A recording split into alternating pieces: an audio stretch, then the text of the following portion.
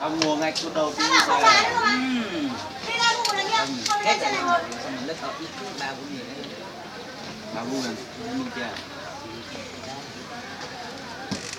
Trai đi mẹ bỏ cái chả ra sơn kia rồi kia nhưng mà không thấy này ăn người heo. Heo.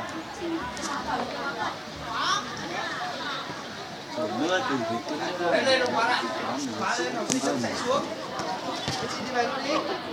Mày đá đâu?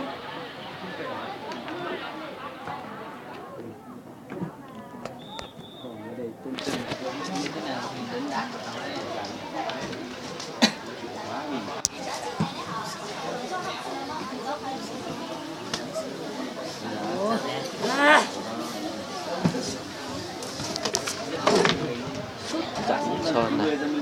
Dê còn nhiều bó dê.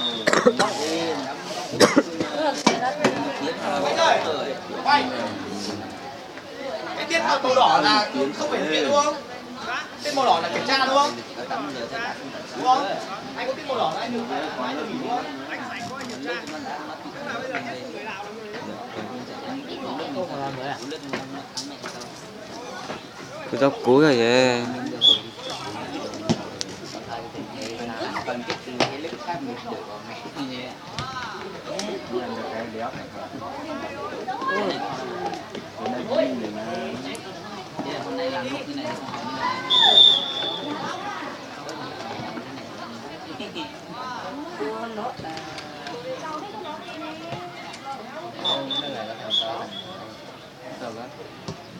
Chỉ tao chạm bóng mà.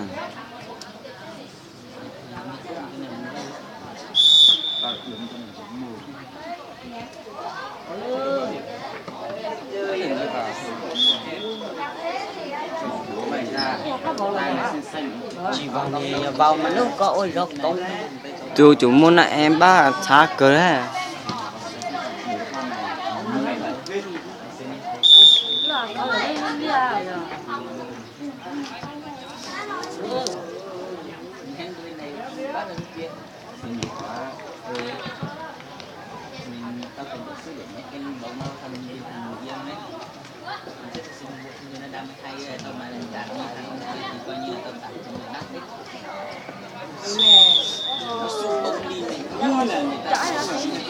Thôi sao mẹ qua trong chị mẹ qua thằng giờ nè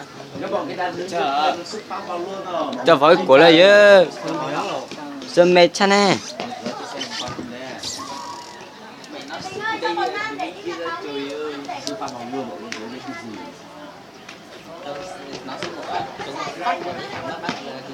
tay đau tay ô tụi cái có lát xuống tàu mà còn một ba đã mạnh như gì rồi tụi bắt cái thằng tay cái thằng năm bắt một kia gần gần đây không cần được còn ba ông người đúng rồi nó đúng ảo phát chế công tác mình sinh cả những cái này sinh mấy nhặt linh tinh các cái đó tại đây là cái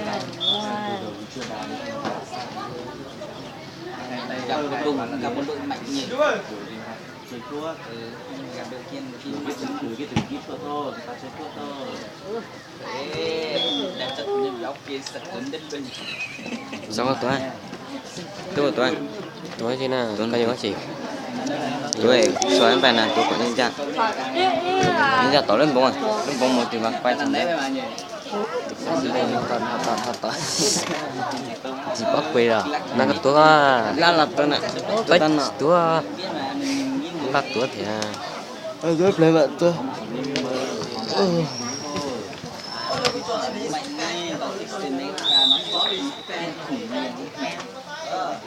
có bên nào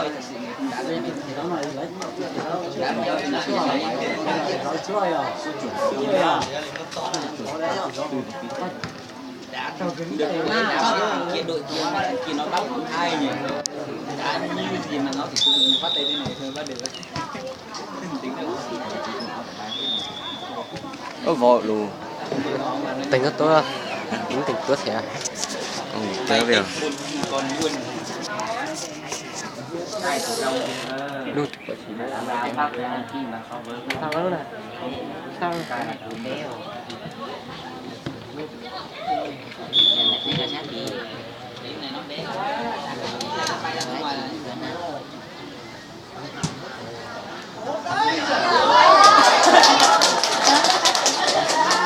Cũng muốn xa cửa này à. Đúng rồi.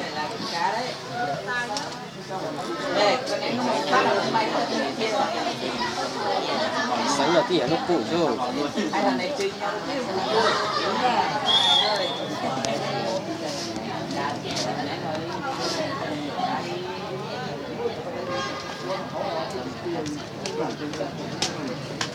Chết nếu món tay mày qua đây ăn gần tí là tao cười không sao mày đánh tao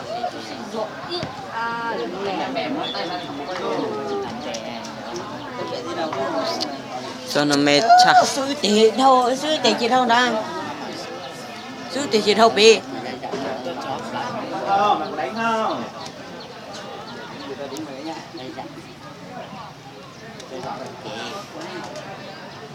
Ngon mà chẳng máu kia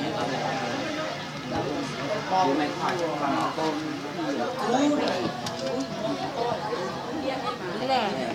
Bông tạ.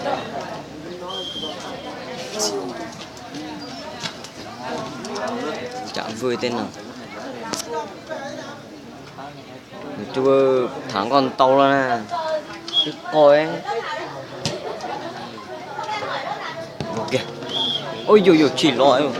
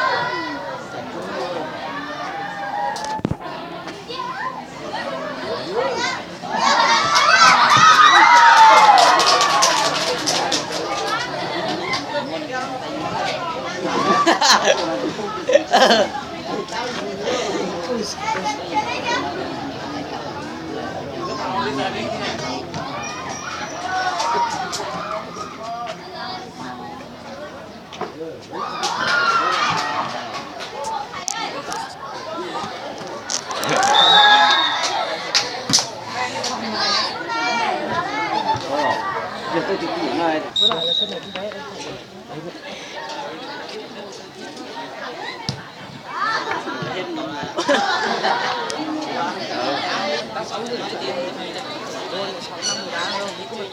như này đá của nó đá đá vẫn rối Thì vẫn em Duy này dậy một lần này tao đứng ngoài này mày lăn cứ lăn ném kiểu này xuống bùng mất cứ lăn kiểu này này cấm cái lăn đâu lăn kiểu đấy nhưng mà trên mặt nó lăn chẳng lấy à tức là ném là phải nhìn cách nào người ta chỉ này đây nha như này mà phóng viên à nhưng mà chả là lúc nào mà như là thủ môn cầm bóng nhá mà em trên cho cả cái khoảng trống nhá chụp quá đông người quá Chưa? Xuống chưa? anh ơi Sai rồi. đây rồi cháu tám gì thấy sao không đánh nhau rồi Từ đáy rồi.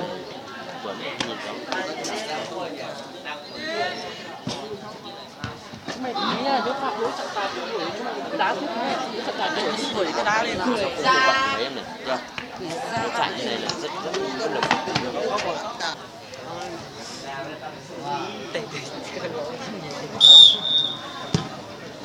ôi sao có tôi đâu mua theo chuyện cũng nào.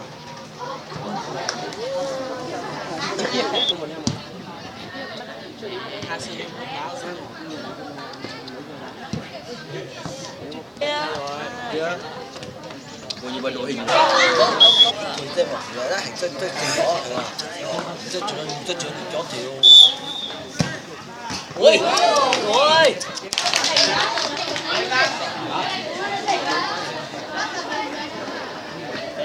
Chúng nó con gì không cho đi có luôn.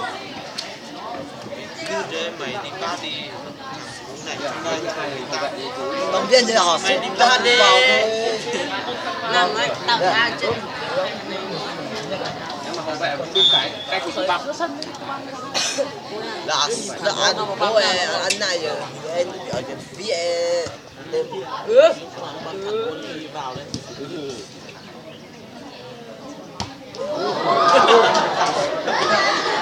Thì đó thì Lên thế thì chẳng có hộ. có mà là có mấy đứa nữa chúa bên tiền chỉ vào mà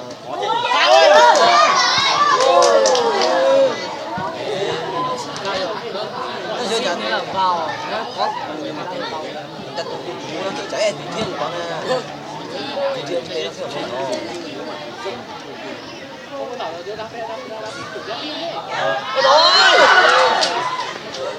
không biết thì được mới có phải đó chúng nó chỉ không không bây giờ nó như là nhá cái này đang cái này chút đấy